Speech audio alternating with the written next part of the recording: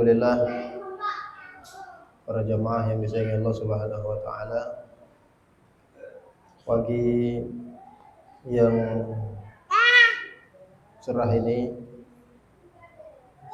yang penuh keberkahan, insyaallah kita berkumpul di rumah Allah Subhanahu wa taala sebagaimana yang disebutkan oleh Pak Karyadi tadi sebagai tuan rumah. Langkah kita mudah-mudahan dicatat sebagai amal soleh di sisi Allah Subhanahu wa taala. Ada yang dari PDM, ada yang dari PCM Pontianak Kota Baru, Pak Manidin, Masya Allah, Bang Denny juga, Masya Allah hadir Bang Denny, dan sampai juga dari PCM Sungai Kakap, ya, Alhamdulillah PCM Sungai Kakap yang paling dekat. Bahkan dari Masjid Tanwir juga, dari ujung hadir, alhamdulillah. Jamaah yang disayangi Allah Subhanahu wa taala,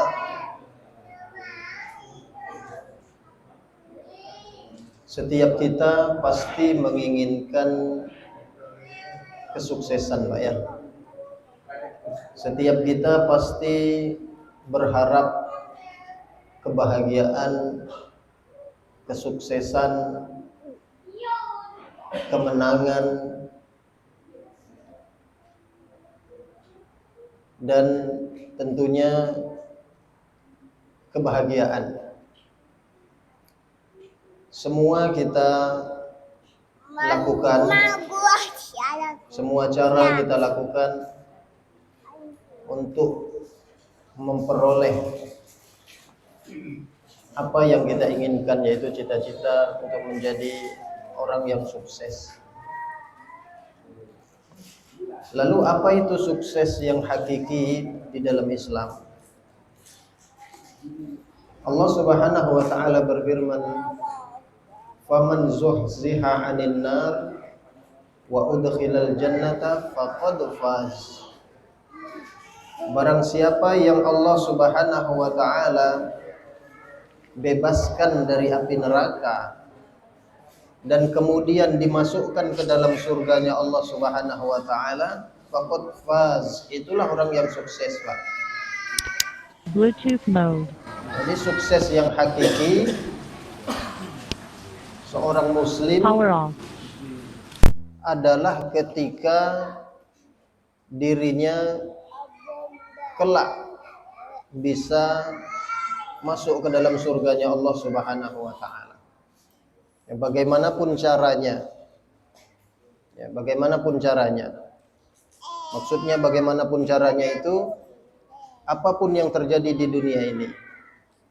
Boleh jadi di dunia tidak dipandang seperti orang yang sukses. Seperti kebanyakan orang misalnya kesuksesan itu ada di harta. Jadi apapun dia lakukan demi menggapai satu kesuksesan yang hakiki.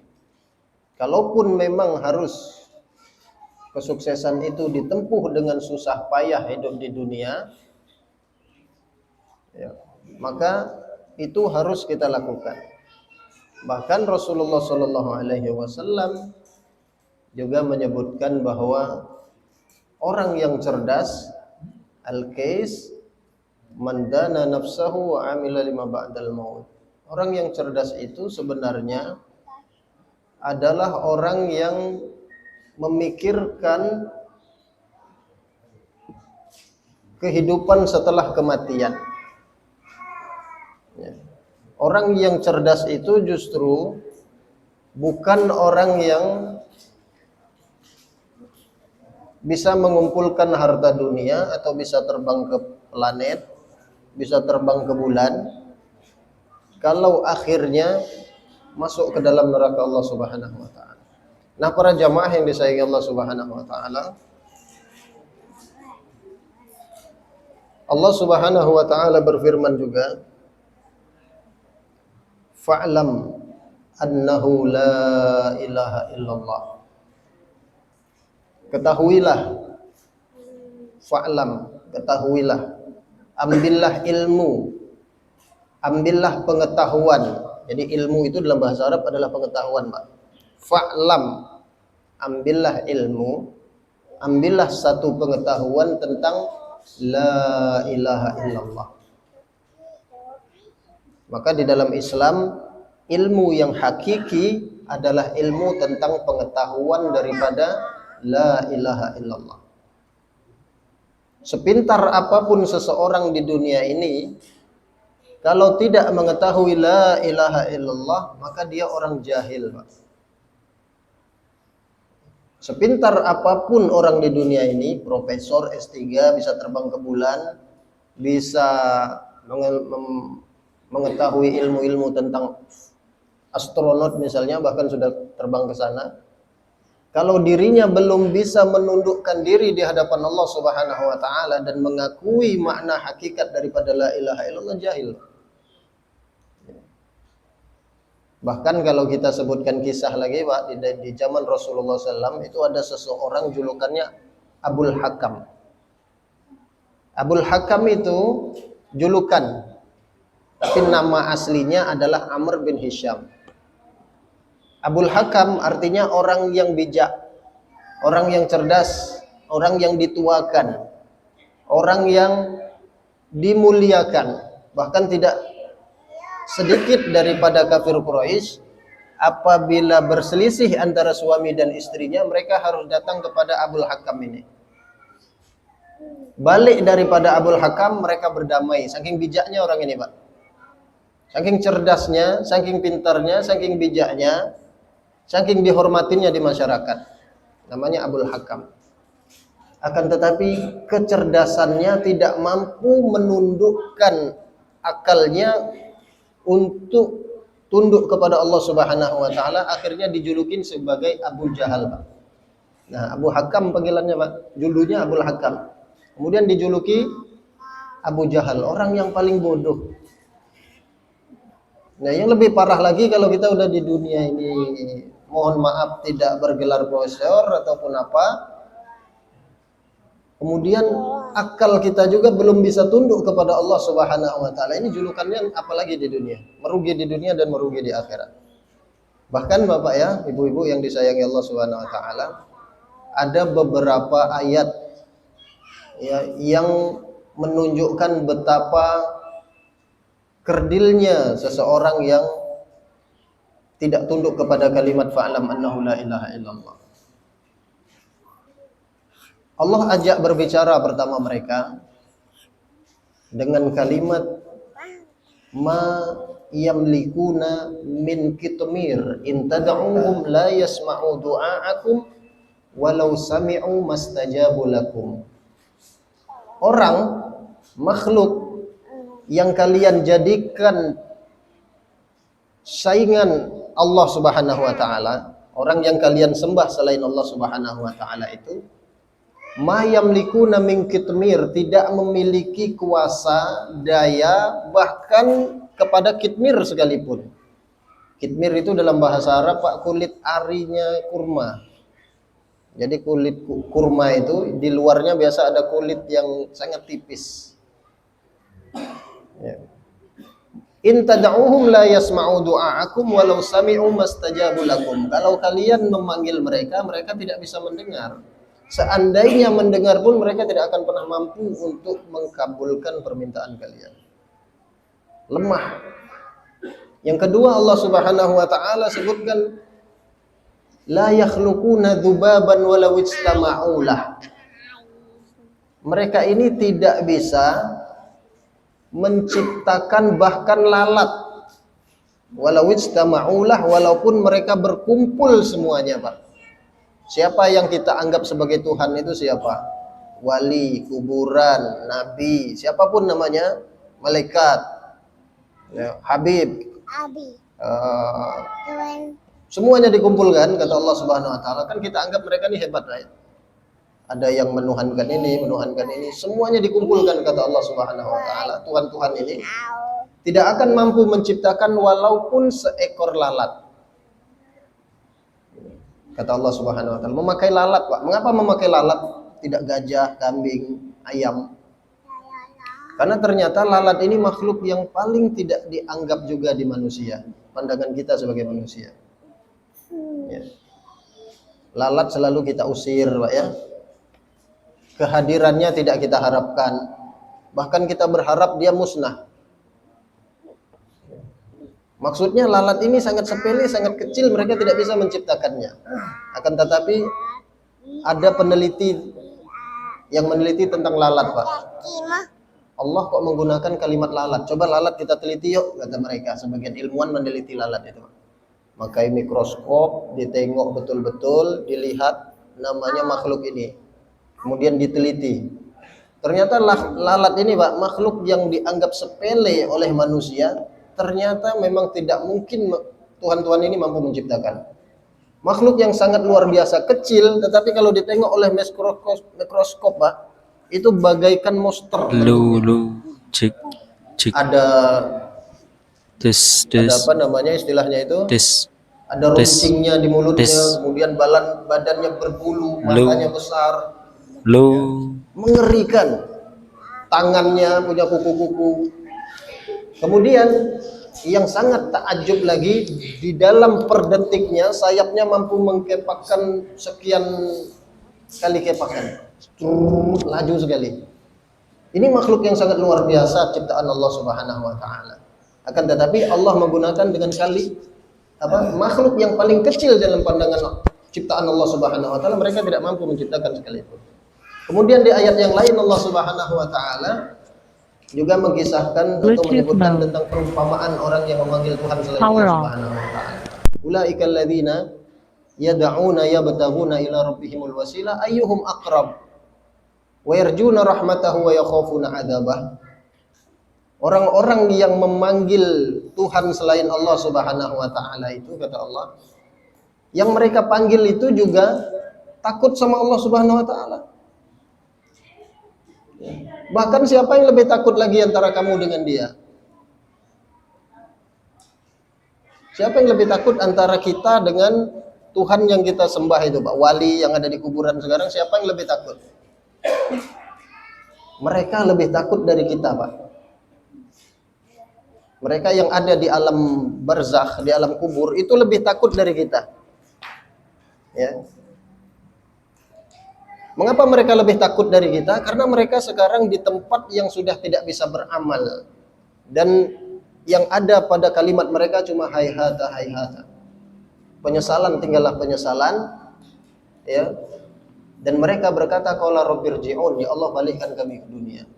Dan mereka ditampakkan amal soleh mereka, yang mereka yakin amal soleh ini tidak akan pernah mampu memasukkan mereka ke dalam surganya Allah Subhanahu wa taala. Setiap mereka berharap yarjuna rahmatah.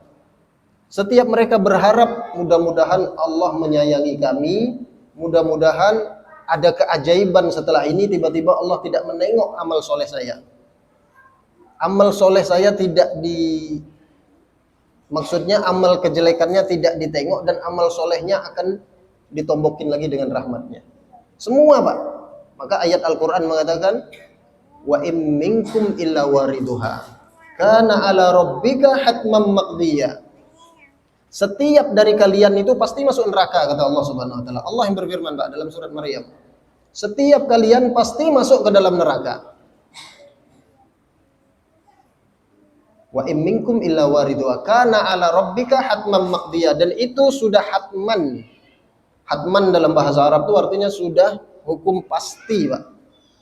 Tidak bisa dirubah-rubah lagi. Hatman maqdiya. Tsumma nunajjil ladzina taqaw. Kemudian kami selamatkan siapa yang mau kami selamatkan dari orang-orang yang bertakwa, kata Allah. Tapi aslinya setiap kita tidak akan mampu mengandalkan amal soleh kita untuk mendapatkan surganya Allah Subhanahu wa taala. Dan itu Allah lakukan supaya setiap kita kelak masuk ke dalam surga betul-betul tidak ada yang sombong lagi, Pak. Tidak ada di antara kita yang masuk surga nanti sombong, ini gara amal saya nih. Setiap kita hari itu betul-betul bersyukur, berterima kasih kepada Allah Subhanahu wa taala. Dan itu dikuatkan dengan hadis Rasulullah SAW yang mengatakan la yudkhilal jannata ahadan amaluhu. Amal seseorang tidak akan memasukkan seseorang ke dalam surga. Kemudian seseorang bertanya lagi kepada Rasulullah SAW, wala anta ya Rasulullah? Tidak, apakah engkau juga tidak masuk surga karena amal? Iya, tidak. Kecuali kalau Allah Subhanahu wa taala menombokin lagi amal solehnya itu dengan rahmatnya. Jadi ditombokin, Mbak. Amal solehnya ada tetapi tidak seberapa apabila dibandingkan untuk mendapatkan surganya Allah Subhanahu wa taala. Karena tidak mungkin, Mbak, ya. Surga itu seluas langit dan bumi. Kemudian abadan abada kita tinggal di dalamnya. Sedangkan hidup di dunia kita cuma sebentar. Ya. Yang satu harinya saja, wa inna yauman 'inda rabbika ka alfasanatin mimma ta'uddun. Satu harinya di sana itu, Pak, dalam hitungan kita 1000 tahun. Ya. Dalam hitungan kita 1000 tahun. Berarti tidak sampai satu hari kita hidup. Kalau cuma 70 tahun, 100. Kalau 100 tahun kita hidup, dalam 1000 tahun berarti baru 10%. Ya. 1/10. 1/10. Jadi kalau 24 jam, 1/10 dari 24 jam itu berapa itu? 2 jam kurang lebih. Jadi kita hidup itu cuma 2 jam, Pak. Hidup 2 jam, dikurangin tidur, dikurangin maksiat, dikurangin masa kecil, baru beribadah mulainya umur 25, 30, kemudian dikurangin yang lain-lain, sisa berapa? Setelah itu amal yang kita tunjukkan bilang ini bisa untuk mendapatkan surga. Nah, maka jemaah yang disayangi Allah Subhanahu wa taala, Allah kiaskan lagi, siapa yang lebih berharap kepada Allah antara kamu sama Tuhan itu? Tuhan yang kamu anggap tadi yang di dalam wali ke siapa, kuburan siapa? Siapa yang lebih takut sama Allah? Dia sekarang lebih takut. Kok kamu malah minta sama dia? Akal kamu kemana? Maka dikatakan orang yang tidak bisa mengucapkan kalimat la ilaha illallah itu bodoh, Pak. Logikanya seperti kita manusia. Ya, seperti kita manusia. Kita ini punya duit 1 juta atau 10 juta, Pak. Tiba-tiba di pojokan desa sana ada nenek-nenek rumahnya reot, miskin. Dia duit pun mungkin cuma 10.000. Kemudian kita datang ke rumah itu, nek, kasihani saya minta duit. Masuk logika enggak masuk. Orang yang kaya kok minta sama yang miskin. Orang yang dalam keadaan aman seperti kita, punya waktu untuk beribadah, dan kita tidak bisa mengatakan qala rabbirji'un, minta sama makhluk. Dan kita sama makhluk yang ada di dalam kubur itu di dalam Islam selesai hubungan kita, Pak. Mereka qad khalat tilka ummatun qad khalat laha ma kasabat wa lakum ma kasabtum. Mereka telah beramal dan mempertanggungjawabkan amalan dia di sisi Allah Subhanahu wa taala, dan kita akan mempertanggungjawabkan amalan kita juga di hadapan Allah Subhanahu wa taala. Selesai, hubungan kita tidak ada lagi. Kalau kuburan misalnya, sama wali yang di dalam kubur kita tidak ada hubungan lagi. Berarti hubungan kita sama kuburan apa, Pak? Sisa nisan sama batunya. Batu yang kita poles, batu yang kita minyakin, batu yang kita anggap keramat, batu yang kita kasih bunga, batu yang kita megahkan. Sadar enggak kita bahwa batu ini sebelum sampai ke kota, dulu di kampung sana dipecahin sama tukang batu, Pak. Ceder. Tidak jarang di antara mereka kalau sudah kebelet kencing di batu itu. Dan batu itu dilemparin asal-asal, kemudian sampai ke kota, dijadikan marmer, ditaruh di kuburan seolah mulia. Hubungan kita sekarang tidak sama wali lagi, hubungan kita sisa sama batunya. Maka Allah menganggap bodoh sekali kamu kok batu yang di kampung sana dikencingin sampai sini kok dimuliakan. Kalau sama walinya sudah tidak ada hubungan lagi. Kamu orang matinya. Nah, maka Allah Subhanahu wa taala menjadikan siapapun yang tidak mengetahui la ilaha illallah julukannya Abu Jahal, Pak. Bu ya, julukannya bodoh. Kemudian Allah Subhanahu wa taala juga berfirman, "Kul ayyu syai'in akbaru syahadah?" Qulillah syahidun baini wa bainakum. Wa uhiya ilayya hadzal Qur'an liunzirakum bihi wa man balagh. Katakanlah, hai Muhammad, ayyu syai'in akbaru syahadah? Syahadat apa yang paling besar, Pak? Persaksian apa yang paling besar? Qulillah. Katakanlah syahadat terbesar itu, persaksian terbesar adalah syahadat Allah ilaha illallah wa anna Muhammad Rasulullah. Setiap kita bersaksi Pak ya. Setiap kita ingin bersaksi. Saya berdiri di sini, saksikan, saya mau tunjukkan saya ini orang hebat, banyak ilmu. Woi. Setiap kita bekerja keras, minta supaya disaksikan oleh masyarakat, saya pekerja keras. Saya mampu menjadi orang sukses. Saya akan tunjukkan saya orang yang paling berbakti sama orang tua. Saya akan tunjukkan saya adalah orang yang paling menyayangi anak dan istri. Saya akan tunjukkan saya adalah orang yang paling pandai berbakti kepada masyarakat. Semua ingin menunjukkan persaksian-persaksian yang luar biasa. Dan tidak ada persaksian yang lebih besar ketika seseorang berani mengatakan tidak ada Tuhan kecuali Allah Subhanahu wa taala. Apapun yang terjadi, tidak ada Tuhan di luar sana kecuali Allah Subhanahu wa taala. Itu baru jagoan kata Allah. Itu baru jagoan. Kalau cuma mengatakan saya bisa membesarkan otot saya mampu memecahkan batu mencari duit untuk mama saya. Semua orang ngucapin itu. Itu biasa aja kalau cuma kalimat syahadat-syahadat kayak gitu semua orang bisa. Nah, siapa yang mampu mengatakan la ilaha illallah itu persaksian tertinggi kata Allah Subhanahu wa taala. Orang jago itu kalau tunduk sama Allah itu baru jago. Kalau jago sama Allah itu bukan jago namanya. Walaupun besar ototnya, belum mampu tunduk di hadapan Allah Subhanahu wa taala, bukan orang jago itu. Karena ketika masuk ke dalam neraka nanti baru sadar kalau dirinya cemen. Ya. Kalau sudah masuk ke dalam neraka baru ternyata otot yang besar itu tidak akan pernah mampu menghalau nerakanya Allah Subhanahu wa taala. Kekayaan dan harta yang dia katakan ini adalah bukti saya jagoan dulu. Bukti saya jagoan karena saya mampu mencari harta, bisa mengumpulkan sebanyak ini. Harta itu tidak akan pernah mampu menghalau nerakanya Allah Subhanahu wa taala. Maka dalam Islam orang jago itu adalah yang mengucapkan kalimat la ilaha illallah. Maka ada sahabat Pak namanya Abu Bakar As-Siddiq. Abu Bakar As-Siddiq ini kekasih Allah Subhanahu wa taala, kekasih Rasulullah sallallahu alaihi wasallam. Sahabat nomor 1. Ya, di dalam hadis disebutkan apa namanya? Lau kuntu muttakhidan min ummati khalilan latakhatu Abu Bakar khalilan. Kata Rasulullah SAW, mohon maaf, saya sudah tidak bisa menjadikan di antara kalian kekasih lagi. Mohon maaf, di antara kalian sudah tidak ada yang bisa menjadi kekasihku. Karena Allah telah menjadikan aku sebagai kekasihnya, kata Rasulullah SAW. Tapi kalau seandainya aku bisa atau punya kesempatan untuk menjadikan dari umatku kekasih, pasti aku jadikan Abu Bakar sebagai kekasihku, kata Rasulullah SAW. Saking dekatnya Rasulullah SAW kepada Abu Bakar. Abu Bakar tuh tubuhnya kurus Pak, kurus sekali. Bahkan disebutkan dalam riwayat kalau angin berdatangan itu sampai mau melayang badan beliau, saking kecilnya Pak. Bahkan dikisahkan celana yang nurun ke bawah kaki itu Pak, itu kan cuma Abu Bakar Pak ya. Karena Abu Bakar pernah ngadu pada Rasulullah SAW, ya Rasulullah, antum bersabda tentang celana yang tak boleh turun. Tapi celana saya turun terus ya Rasulullah. Dan beliau sambil menyebutkan perut saya nih ya Rasulullah. Akhirnya Rasulullah SAW mengatakan kecuali kamu.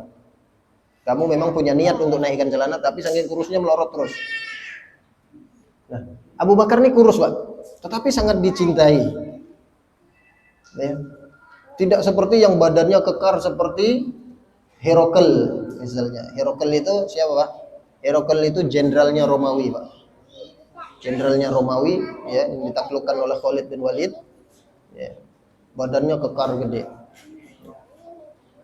Dan Abu Bakar As-Siddiq radhiyallahu an kurus tetapi mengucapkan kalimat la ilaha illallah dan jiwanya gunung Pak. Suatu hari Umar bin Khattab adalah sahabat yang selalu berusaha untuk menjadi yang terbaik di hadapan Rasulullah SAW. Tetapi beliau selalu kalah sama Abu Bakar. Umar ini selalu cemburu Pak. Umar selalu cemburu. Dan dia heran, mengapa Rasulullah SAW kok lebih mengutamakan Abu Bakar kurus, padahal saya kalau menghalau musuh jangan tanya. Dan Abu Bakar selalu menunjukkan depan Rasulullah SAW. Kalau ada orang tidak sopan, ada orang tidak baik sama Rasulullah SAW, selalu dikatakan da'ni adrib unuqahu ya Rasulullah. Biar saya penggal kepalanya orang ini. Datang tidak sopan aja sama antum. ingin menunjukkan dirinya yang terbaik. Tapi Rasulullah SAW selalu menyebut Abu Bakar, Abu Bakar. Suatu hari ketika Abu Bakar menjadi khalifah, dan Rasulullah SAW meninggal dunia, terjadi fitnah yang sangat besar di mana salah satu suku dan banyak daripada suku, ya, di antaranya suku Bani Hanifah. Kalau Bani Hanifah ini mengakui Musailamah Al-Kadzdzab sebagai nabi. Kemudian ada suku lagi Bani Mustalik dan sebagainya. Ini tidak mau bayar zakat, Pak. Tapi mengucapkan kalimat la ilaha illallah. Ya. Salat, puasa, zakat dan yang lain-lain, tapi tidak mau bayar zakat. Kemudian Umar bin Khattab ngasih masukan kepada Abu Bakar, "Ya Abu Bakar, Amirul Mukminin, bagaimana mungkin kita memerangi satu kaum yang mereka sama seperti kita? Tidak mau bayar zakat aja mereka itu." Maka Abu Bakar As-Siddiq radhiyallahu an mengatakan kalimat yang ditulis dengan tinta emas sampai hari kiamat akan dibaca siapapun yang mempelajari sejarah. Dia berkata kepada Umar, "Ya Umar, lau mana'uni iqal ba'ir kanu yu'addunahu ala ahdi Rasulillah sallallahu alaihi wasallam laqataltuhu ala man'ihi." Hai Umar, kalau mereka membangkang saya cuman dalam masalah talinya onta. Talinya onta itu barang yang paling sepele di Arab, Pak. Tidak setiap orang kecuali punya onta. Apalagi talinya. Talinya itu dibawain orang-orang. Kalau dia membangkang saya cuma dalam masalah talinya onta, sedangkan dulu di zaman Rasulullah SAW ini termasuk sesuatu yang harus ditegakkan, pasti saya perangin kalau dia sampai membangkang. Apalagi ini masalah zakat. Maka Umar bin Khattab bergetar hatinya, Pak. Ternyata itu penyebabnya beliau itu dicintai oleh Rasulullah SAW. Badannya kurus tapi hatinya gunung, Pak. Siapapun yang mengucapkan kalimat la ilaha illallah, hatinya gunung, Pak. Dan siapapun yang badannya gede tidak mengucapkan kalimat la ilaha illallah, hatinya cemen. Maka Allah Subhanahu wa taala tadi mengatakan, "Qul ayyu syai'in akbaru syahadah." Katakanlah hai Muhammad, persaksian yang paling gede itu apa? Allah, asyhadu an la ilaha illallah. Asyhadu anna Muhammadar Rasulullah. Para jamaah yang disayangi Allah Subhanahu wa taala. Ini tentang keselamatan hakiki kita, Pak. Yaitu memahami la ilaha illallah. Innahu may yusyrik billah faqad harramallahu alaihi al-jannata wa ma'wahu an-nar. Siapa orangnya yang melakukan syirik, haram baginya untuk mendapatkan surga dan tempatnya neraka, kata Allah Subhanahu wa taala. Ini tentang keselamatan kita, Pak. Antara kesenangan selama-lamanya atau penyesalan selama-lama dan tidak ada gunanya lagi penyesalan kalau masuk neraka. Maka perlu kita pelajari arti la ilaha illallah dan arti syirik. Allah Subhanahu wa taala juga berfirman, "Wa ma yu'minu aktsaruhum billah illa wa hum musyrikun." Kebanyakan orang Islam itu, Pak, tidak beriman, kata Allah. Wa ma yu'minu aktsaruhum billah. Kebanyakan mereka itu sebenarnya tidak beriman kepada Allah. Tapi yang banyak itu jumlahnya banyak itu sebenarnya musyrik, kata Allah. Ya, saking lembutnya syirik itu, Pak. Syirik yang pertama dosa besar dan mengharamkan kita masuk surga. Dan jumlah orang yang tercemari syirik ini kata Allah banyak sekali. Wa ma yu'minu aktsaruhum billah illa wa hum musyrikun. Bahkan perumpamaan syirik itu, Pak, bagaikan semut hitam berada di sebongkah batu yang sangat hitam di kegelapan malam tanpa cahaya sedikit pun. Syirik itu lembut, Pak. Susah kita mendeteksinya. Bahkan kita menganggap diri kita telah mengetahui tauhid yang murni, ternyata kita sedang berada dalam kesyirikan. Maka tugas kita sekarang mempelajari la ilaha illallah yang sebenar-benarnya. Ya. Wa ma yu'minu aktsaruhum billahi illa wa hum musyrikun. Abu Hurairah radhiyallahu an pernah bertanya kepada Rasulullah SAW, "Ya Rasulullah, man as'adun nas bi syafa'atika yaumal qiyamah?" Siapa orang yang berhak untuk mendapatkan syafaatmu pada hari kiamat? Maka Rasulullah SAW mengatakan, "Man qala la ilaha illallah khalisan min qalbi." Orang yang mengucapkan kalimat la ilaha illallahnya murni. Murni, Pak. Bersih. Ini menunjukkan banyak orang yang mengucapkan la ilaha illallah tapi tidak murni, cocok dengan ayat tadi yang mengatakan jumlah orang yang beriman itu sedikit, yang banyak itu musyrik, kata Allah. Orang yang mengucapkan kalimat la ilaha illallah dengan syarat murni la ilaha illallahnya. Ngucapin la ilaha illallah tapi kok tercampur syirik. La ilaha illallah, hanya Allah di dalam hatinya, harusnya berkata seperti itu. Tiba-tiba kok masih ada yang wibawa orang lain di dalam hatinya. Wibawa Nabi Muhammad dibawa-bawa. Wibawa wali, wibawa nabi, wibawa malaikat, wibawa kuburan, wibawa keramat apapun dibawa-bawa ke dalam hatinya. Bahkan tidak jarang di antara mereka merangkak di kuburan, Pak. Lewat kuburan merangkak, jalannya mundur. Ya. Tetapi kalau ke masjid biasa aja dia lewat. Wibawanya luar biasa kuburan ini dalam hatinya. Ya. Dan wibawa makhluk ini tidak boleh dibawa di dalam doa, Pak. Fala tad'u ma'allahi ahada, kata Allah. Jangan bawa siapapun di dalam doa kalian. Wibawa siapapun, kecintaan siapapun yang kalian cintai, kalau dalam sholat, kalau dalam ibadah, cukup untuk Allah Subhanahu wa ta'ala. Logikanya, Pak, logikanya itu seperti kita berteman sama teman. Kita punya teman yang sangat akrab sama kita, Pak. Sangat akrab. Terserah mau mancing bareng, mau ngobrol, sudah tidak ada batasan lagi antara kita dengan dia. Tidak ada rahasia lagi saking dekatnya. Haram enggak, Pak? Tidak haram. Silahkan itu. Siapa mau mencintai kawannya, silahkan secinta-cintanya. Sudah tidak ada rahasia lagi. Bahkan banyak di antara, kemarin saya baru di Sungai Kakap, ada orang jual pentol bercerita bahwa dua orang ini dulu bestie dari muda, Pak. Ada orang tua, orang Cina di Kakap itu kemarin sama-sama udah tua jalan pergi ke Alfamart beli es krim, Pak. Berdua duduk udah itu makan es krim seolah-olah kayak dia masih kecil dulu. Karena ternyata warga situ menceritakan dia berteman dari kecil dulu. Kakap sebelum besar ini dan sebelum dia kaya sekarang. Jadi dia kaya katanya sekarang dan anak-anaknya yang melanjutkan. Mereka pergi ke Indomaret di depan saya itu, Pak. Beli es krim udah itu duduk berdua. Saking bestinya mereka itu. Saking bestinya. Nah, maksudnya ingin kita katakan, sebesti apapun kita sama seseorang, secinta apapun kita sama seseorang, kalau sudah di batas pintu kamar tidur kita, hanya boleh istri sama kita di dalam itu. Tidak ada boleh siapapun. Kamar ruang tengah masih boleh kita. Ngobrol, bercakap, guling-guling, teriak-teriak. Sudah tidak ada batas lagi kita sama orang yang kita cintai itu. Begitu juga kita pada Nabi Muhammad SAW. Cinta kita kepada Nabi Muhammad SAW, silahkan sebutkan cinta itu. Mau seperti apa kamu cintanya, silahkan. Yang kita mengagungkan Nabi Muhammad SAW, silahkan agungkan. Tapi ketika sudah di dalam doa, tidak ada wibawa siapapun di dalam itu kecuali hanya Allah Subhanahu wa taala. Sedikit pun wibawa itu kita bawa, kita telah syirik kepada Allah Subhanahu wa taala. Karena Allah Subhanahu wa taala yaghar. Allah sangat cemburu ketika makhluk dibawa-bawa di dalam ibadah. Wa ma khalaqtul jinna wal insa illa liya'budun. Suatu hari, Pak, di dalam hadis Abu Sa'id Al-Khudri diriwayatkan Nabi Musa pernah meminta kepada Allah Subhanahu wa taala, "Ya Rabb, 'allimni du'aan adhkuruka bihi wa ad'uka bihi."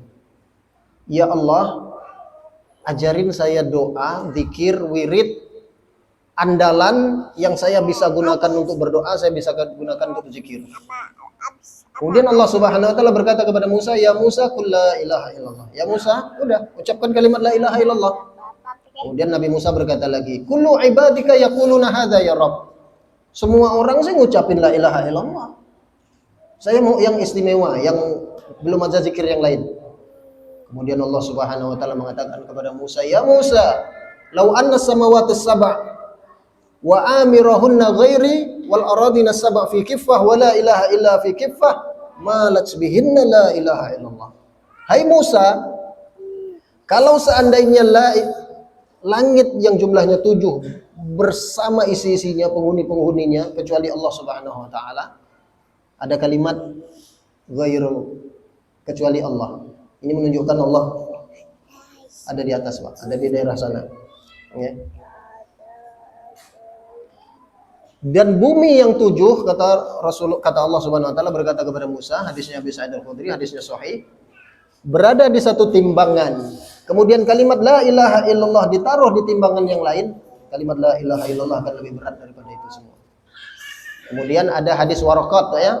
hadis waraqat. Kalau ulama-ulama menyebutkannya dengan hadis waraqat. Hadis waraqat itu suatu hari nanti kita akan ditunjukkan satu catatan. Yang catatan itu catatan keburukan kita maddal basor, sepanjang mata memandang. Catatan keburukan semua. Kemudian catatan ini ditaruh di timbangan. Kemudian kita punya waraqat, punya bitaqah, ya, punya satu lembar catatan saja, tapi tulisannya la ilaha illallah. Taruh di sini, kemudian timbangan seburuk-buruknya itu tadi kalah dan lebih berat daripada itu semua. La ilaha illallah. Suatu hari juga hadisnya diriwayatkan oleh Abdullah bin Abbas. Beliau mengatakan lamma hadarat Abu Thalib al-wafatu. Tak kala Abu Thalib dalam keadaan sakratul maut. Datang Nabi Muhammad SAW kepada pamannya, ya am, qul la ilaha illallah, kalimah uhajju biha bika indallah yaumal qiyamah. Hai paman, tolong ucapkan kalimat la ilaha illallah paman. Satu kalimat itu saja, kalimat uhajju bika indallah yaumal qiyamah. Saya akan jadikan hujjah, saya akan jadikan alasan, saya akan jadikan dalil, saya buat untuk jadikan bukti di hadapan Allah untuk menolong kamu nanti pada hari kiamat. Udah, kamu ucapin la ilaha illallah saja. Ucapin sekarang, ucapin. Sebelum kamu meninggal, ucapin kalimat itu. Saya berjanji sebagai Nabi Sayyidul Anbiya wal Mursalin, saya berjanji akan menolong kamu kelak pada hari kiamat dengan syafaat la ilaha illallah. Tapi di sisi Abu Jahal ini, di sisi Abu Thalib ini ada Abu Jahal dan ada juga seseorang namanya Abdullah bin Abi Umayyah. Setiap Abu Jahal ingin mengucapkan kalimat la ilaha illallah, Abu Jahal berkata apa? Atarghabu an millati Abdul Muthalib? Apakah kamu sudah benci sama agama nenek moyang kita? Setelah selama ini kita berjuang bersama-sama, kita memperjuangkan darah kita demi agama nenek moyang kita. Di akhir-akhir hayatmu tiba-tiba mengucapkan la ilaha illallah, mana harga dirimu? Terus diserang terus sama Abu Jahal. Nggak jadi ngucapin la ilaha illallah. Diulangi lagi sama Rasulullah SAW, ya am, qul la ilaha illallah kalimah wa hajju bika indallah yaumil qiyamah. Paman, tolong ucapin kalimat la ilaha illallah. Satu kalimat itu saja, saya berjanji akan menolongmu pada hari kiamat. Tapi akhirnya pamannya meninggal dalam keadaan tidak mengucapin la ilaha illallah. Itu pun Nabi Muhammad SAW masih mengatakan dengan kalimat la astaghfirunna laka malam unha anka. Saya berjanji saya akan mintakan istighfar untuk ampun kepada Allah Subhanahu wa taala seandainya saya tidak dilarang. Tapi masalahnya saya dilarang. Saya dilarang oleh Allah, tidak boleh mintakan ampun kepada orang musyrik. Ayat Allah Subhanahu wa taala berfirman, "Maka lin nabi walladzina amanu ayyastaghfiru lil musyrikin walau kanu uli qurba." Tidak pernah terjadi pada nabi manapun, hai Muhammad. Supaya antum sadar ya Muhammad, ibarat bahasanya kayak gitu, Pak. Supaya antum sadar, nabi lain juga sama hukumnya kayak antum juga. Walladzina amanu, dan siapapun orang yang beriman, ayyastaghfiru lil musyrikin, mintakan ampun kepada Allah untuk orang musyrik walau kanu uli qurba, walaupun dia kerabatnya. Tidak ada. Kalau kamu mau mencium tangannya, mau baik sama dia, mau berbakti, mau semua hartanya kamu kasihkan kepada orang tua antum, itu silahkan. Tapi satu yang tidak boleh ketika dia sudah berlainan jalur sama hukum Allah Subhanahu wa taala, haram hukumnya minta ampun kepada. Kemudian turun ayat Allah Subhanahu wa taala, innaka la tahdi man ahbabta walakin Allah yahdi may yasha. Hai Muhammad, engkau tidak akan pernah memberi hidayah kepada orang yang engkau cintai sekalipun, akan tetapi hidayah itu adalah kehendak Allah Subhanahu wa taala, akan diberikan kepada siapa yang dikehendaki. Kemudian beliau mulai agak tenangan sedikit. Ternyata beliau harus ridho, Pak. Keputusan Allah tentang hidayah itu betul-betul tangan Allah. Beliau adalah Khalilur Rahman. Kekasih Allah, julukannya Khalilur Rahman, yaitu Nabi Ibrahim, Pak. Kekasihnya Allah, Pak. Allah kekasihnya beliau, beliau kekasihnya Allah. Julukannya kekasih Allah, karena tidak ada di dunia ini yang beliau lebih sayangi, lebih cintai, melebihi daripada Allah Subhanahu wa taala, dan sudah Allah buktikan. Terakhir dengan pembuktian menyembelih anaknya. Coba kalau disuruh menyembelih anak, kira-kira masih berontak enggak dalam hatinya? Kalau masih berontak berarti dia masih tidak cinta sama Allah. Anak, Pak, semata wayang yang jauh berpisah selama ini, baru ketemu, dan ketemunya juga sudah agak bujangan, sudah bujang, sudah menikah. Allah perintahkan suruh sembelih, disembelih sama Nabi Ibrahim. Kalau itu Allah yang ngomong, semua beliau lakukan. Ternyata akhirnya Allah Subhanahu wa taala mengatakan, "Ayya Ibrahim qad saddaqtar ru'ya." Hai Ibrahim, kamu sudah membenarkan semua firman Allah. Maka beliau julukannya Khalilur Rahman. Khalilur Rahman, kekasih Allah, harus rela melihat bapaknya meninggal dalam keadaan tidak mengucapkan la ilaha illallah. Seorang nabi Allah Subhanahu wa taala juga julukannya Al-Abdus Syakur. Namanya Nabi Nuh alaihi salam. Julukannya Abdus Syakur, Pak. Dalam Al-Qur'an.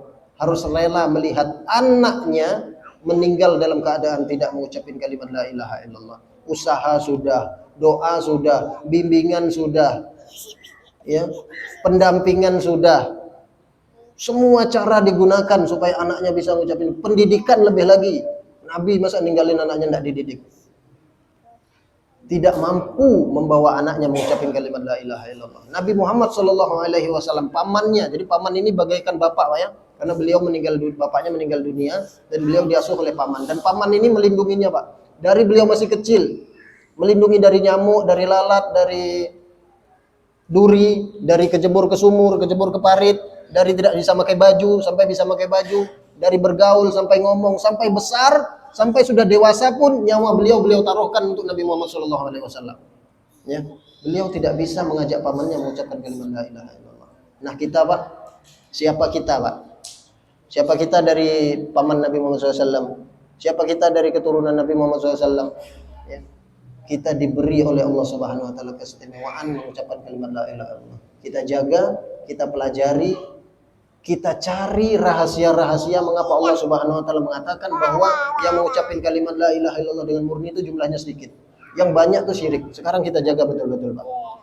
Wa innallaha ladzu fadlin 'alan nas walakinna aktsarahum la ya'lamun. Sesungguhnya Allah Subhanahu wa taala banyak sudah memberi kelebihan kepada manusia. Tetapi kebanyakan manusia itu tidak mengetahui bahwa dirinya telah dilebihkan oleh Allah Subhanahu wa taala. Nah, ini adalah pembelajaran kita tentang ya, kalimat la ilaha illallah pas 1 jam ya. Ya, pas 1 jam karena kita mulainya tadi udah 6:30. Nah, cukup kita 1 jam untuk pengajian kita. Masih boleh. Karena tadi saya enggak apa tadi Pak Ali? Saya kira udah ada peringatan. Baik, alhamdulillah. Jadi para jamaah yang disayangi Allah Subhanahu wa taala, pembahasan ini bukan tentang pelatihan-pelatihan tentang cari duit, properti, tentang kesuksesan, tentang bagaimana kita menggapai S2, S3, tetapi ini tentang kesuksesan yang hakiki. Kalau sampai kita gagal dalam kesuksesan ini, maka kita merugi selama-lamanya, yang kalimatnya cuma hayhata hayhata. Penyesalan tinggal penyesalan, mau marah pun marah. Bahkan dalam ayat Al-Qur'an itu ada kalimat yang sangat luar biasa, Pak. Islauha fasbiru aw la tasbiru sawa'un 'alaikum. Innama tujzauna ma kuntum ta'malun. Masuklah kamu ke dalam neraka, kata Allah. Ini untuk orang kafir tentunya, Pak, ya. Masuklah kamu ke dalam neraka. Isbiru aw la tasbiru sawa'un 'alaikum. Kamu mau sabar ataupun tidak sabar sama saja, Pak. Apa yang dimaksud sabar, Pak? Di dalam neraka berarti ada sabar, Pak, ya. Ada sabar. Mau bersabar, tapi kalau udah nanti percuma, Pak. Jadi di neraka nanti ada orang sabar, Pak. Sabar itu apa maksudnya? Jadi dari alam barzakh, dari alam kubur udah digebukin sama malaikat. Di padang mahsyar susah, kemudian di mizan sampai ke neraka. Kullama nadijat juluduhum baddalnahum juludan ghairaha liyadukul adab. Tak kala kulitnya hangus, dibalikkan kulit baru lagi, kata Allah Subhanahu wa taala. Dia teriak, Pak. Teriak tidak pernah didengar. Manggil malaikat tak pernah didengar. Sampai-sampai akhirnya dia sudah malas teriak dan melas mukanya, Pak. Mukanya melas. Udahlah, gebuklah saya, bakarlah saya, tumpahkan pakai timah lah saya, udah malas mau teriak, Pak. Suara sudah habis, tidak didengarkan. Akhirnya pura-pura sabar, siapa tahu Allah tiba-tiba, oh kasihan, gitu, Pak. Paham, Pak? Ada orang kayak gitu kan? Biasa kita punya sifat kayak gitu ya. Pura-pura melas nanti dikasihani. Kata Allah, isbiru, sabar kamu ataupun tidak sabar sama saja. Jadi orang-orang yang sudah capek, udah melas gini, gebukin, dipukul, disetrika, digergaji, udah rasanya udah malas mau teriak lagi, ya Allah tolong kami, hai malaikat, misalnya ada kan malaikat penjaganya ada di atas sana. Udah percuma, akhirnya pura-pura kayak mau sabar. Yang sabar dengan yang tak sabar kata Allah sawaun alaikum, sama saja. Nah, jadi kalau mau sabar sekarang, Pak, sabar pergi ke masjid, dengan ujian Allah kita sabar. Diambil harta kita dibalikkan sama Allah, ya udah. Man taraka lillah awadahu khairun min. Siapa yang meninggalkan sesuatu diambil oleh Allah Subhanahu wa taala dan kita ridho, Allah ganti dengan yang lebih. Ridho kan, belajar dengan ridho, belajar dengan sabar di dunia. Jangan sabarnya nanti kalau udah neraka percuma, Pak. Nah, maka sekarang kita tugas kita adalah mempelajari kalimat la ilaha illallah ini yang kunci daripada kesuksesan kita yang hakiki, dan pastinya kita pengennya tidak cuma sukses di akhirat, tetapi seorang mukmin harus berdoa, Rabbana atina fid dunya hasanah wa fil akhirati hasanah wa qina adzabannar. Kita ingin di dunia juga bahagia, di akhirat juga dimasukkan ke dalam surganya Allah Subhanahu wa taala. Amin ya rabbal alamin. Jadi mohon maaf ini agak serius hari ini karena babnya bab yang serius, ini bab la ilaha illallah. Nah, kita cukupkan sampai sini, atau apa lagi nih, Pak? Masuk ke sesi bertanya, ada dibuka juga waktu sesi untuk bertanya. Kalau ada yang bertanya dibuka waktu